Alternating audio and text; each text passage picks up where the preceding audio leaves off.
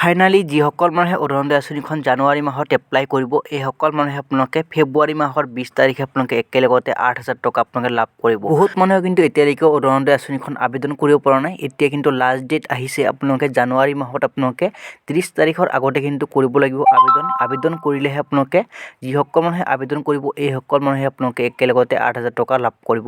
তো বহুত মানুহে ভাবিব যে আমাৰ অৰুণোদয় আঁচনিখনত নাম নাই।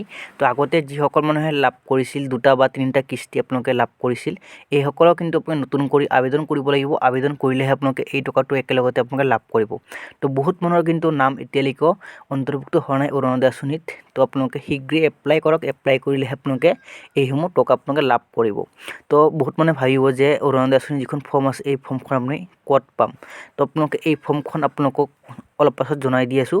তো আপোনালোকে প্ৰথমতে জনাব বিচাৰিছোঁ অৰুণোদয় আঁচনিখন আবেদন কৰিলে আপোনালোকক কি ডকুমেণ্টছ লাগিব আৰু আপোনালোকে প্ৰথমতে আপোনালোকৰ ৰেচন কাৰ্ড লাগিব, আধাৰ কাৰ্ড, ভোটাৰ কাৰ্ড, আপোনালোকৰ এক্টিভ থকা মোবাইল নম্বৰ আৰু আপোনালোকৰ বেংকৰ সৈতে আধাৰ কাৰ্ডটো লিংক হৈ থাকিব লাগিব। যদি আপোনালোকৰ এই বস্তুখিনি এতিয়ালৈকেও ঠিক ঠাক নাই আপোনালোকে ঠিক ঠাক কৰি কিনে আপোনালোকে এপ্লাই কৰক। এপ্লাই কৰিলেহে আপোনালোকে এই পইচাটো লাভ কৰিব। তো মই আপোনালোকক জনাব বিচাৰিছোঁ যে আপোনালোকক এই যিখন আপোনালোকে ফৰ্ম আপোনালোকে অৰুণোদয় আঁচনিৰ ফৰ্ম আছে এই ফৰ্মখন আপোনালোকে ক'ত লাভ কৰিব। তো আপোনালোকৰ যিটো গাঁও পঞ্চায়ত আছে এই গাঁও পঞ্চায়তত যাব, যাই কিনে সিহঁতক ক'ব, ছেক্ৰেটাৰী বা প্ৰেচিডেণ্টক ক'ব যে আমি অৰুণোদয় আঁচনিখন লাভ কৰা নাই, আমাক এটা ফৰ্ম দিয়ক। তো সেইসকলে আপোনালোকে এটা ফৰ্ম দিব। এই ফৰ্মখন আপোনালোকে ফিল আপ কৰিব।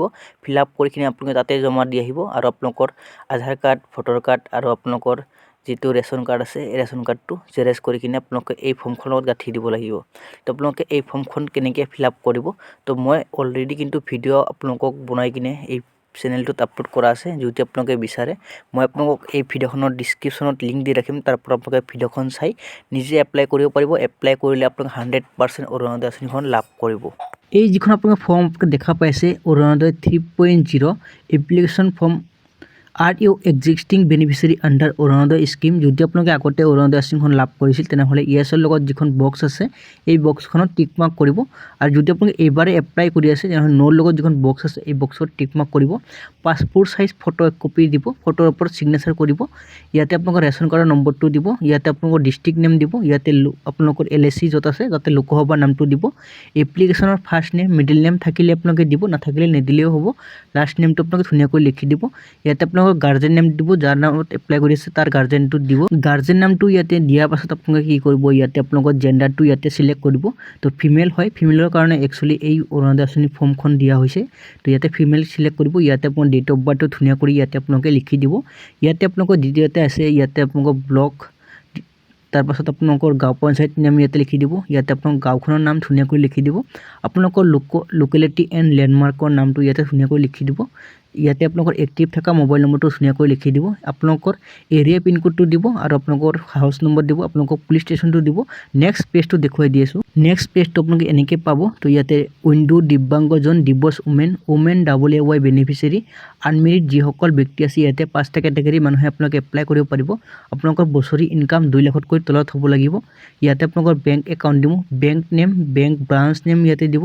বেংকৰ যিটো IFSC কোড আছে IFSC কোডটো আপোনালোকে ধুনীয়াকৈ লিখি দিব। আপোনালোকে পাছবুকতে পাই যাব। তাৰপাছত আপোনালোকৰ বেংকৰ যিটো আপোনালোকৰ পাছবুকৰ ফ্ৰণ্ট ছাইড আছে এই ফ্ৰণ্ট ছাইডটো আপোনালোকে জেৰেক্স কৰি কিনে এই ফৰ্মখনত গাঁঠি দিব লাগিব। ইয়াতে আপোনালোকে ইয়েছত ক্লিক কৰিব। তাৰপাছত আপোনালোকে ইয়াতে তললৈ আহিব। তললৈ অহাৰ পাছত আপোনালোকে ইয়াতে আপোনালোকৰ যিটো আধাৰ কাৰ্ড আছে এই আধাৰ কাৰ্ডৰ 12টা নম্বৰ আপোনালোকে ইয়াতে ধুনীয়াকৈ লিখি দিব। তাৰপাছত আপোনালোকৰ যিটো ভোটাৰ কাৰ্ড আছে এই ভোটাৰ কাৰ্ডটো আপোনালোকে ইয়াতে দিব লাগিব। তো ইয়াতে এপিক নম্বৰটো ইয়াতে ধুনীয়াকৈ লিখি দিব। ইয়াতে চেল্ফ ডিক্লেৰেশ্যনত আপোনালোকে ইয়াতে ইয়েছ কৰিব। ইয়েছ কৰাৰ পাছত আপোনালোকে তললৈ আহিব।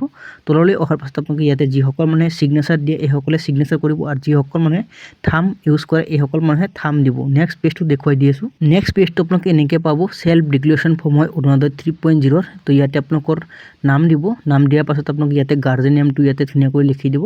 গাৰ্জেন নেমৰ লগতে আপোনালোকে ইয়াতে বয়সটো দিব, আপোনালোকৰ গাঁওখনৰ নাম দিব, ইয়াতে আপোনালোকৰ সম্পূৰ্ণ এড্ৰেছখিনি দিব, ইয়াতে আপোনালোকৰ ৰেচন কাৰ্ডৰ নম্বৰটো দিব। তাৰপাছত মই দেখুৱাই দি আছোঁ। তললৈ আহিব। তললৈ অহাৰ পাছত আপোনালোকে এনেকৈ তলত আহিব। তলত অহাৰ পাছত আপোনালোকে 4টা অপশ্যন পাব। ইয়াতে মই আপোনালোকক দেখুৱাই দি আছোঁ 4টা অপশ্যন কি অপশ্যন পাব। তো ইয়াতে আপোনালোকে 4টা অপশ্যন আপোনালোকে বাধ্যতামূলক এইখিনি আপোনালোকে কাম কৰিব লাগিব। বেনিফিচিয়াৰী নেম, বেনিফিচিয়াৰী ছিগনেচাৰ, কোনটো ডেটত এই ফৰ্মখন জমা দিব এই ডেটটো আপোনালোকে ইয়াতে ধুনীয়াকৈ লিখি দিব আৰু আপোনালোকৰ গাঁওখনৰ নাম লিখি দিব। তো অৰুণোদয় আঁচনি ফৰ্ম ফিল আপ কৰা হৈ গৈছে।